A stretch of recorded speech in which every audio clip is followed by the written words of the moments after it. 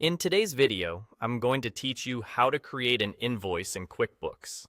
By the end, you'll know exactly where to start, what each view does, and how to wrap things up with confidence. Begin by clicking Create at the top left of your QuickBooks screen. This opens a menu of options. Under the Customer category, choose Invoice. That takes you into the Invoice workspace, where you'll notice several tabs across the top: Edit, Email View, Payer View, and PDF View. Each one serves a different purpose, and understanding them will make the process smooth and accurate.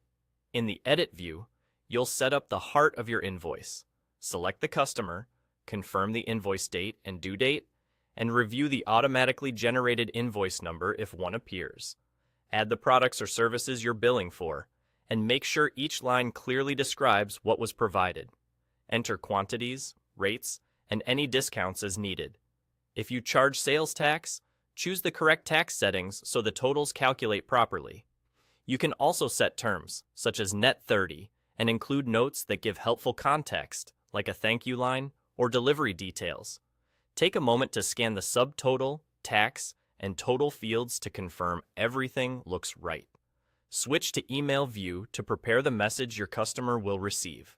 The invoice attaches automatically, so here you're focusing on presentation. Customize the subject to be clear and professional, and write a concise message that tells the customer what the invoice is for and when payment is due.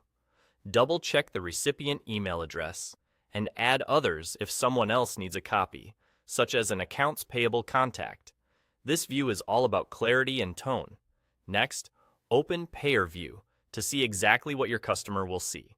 This is the customer-facing version, complete with your branding and any available payment options. Make sure your logo, business details, and line items appear correctly, and confirm the total and due date are prominent.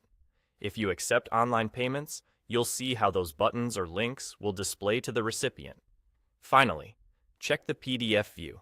This gives you a polished, printable version of the invoice that's ideal for downloading, sharing, or keeping for your physical records. It should match what you've set up elsewhere, so use this as a final formatting check. Once everything looks good across these views, simply click Save. That's it.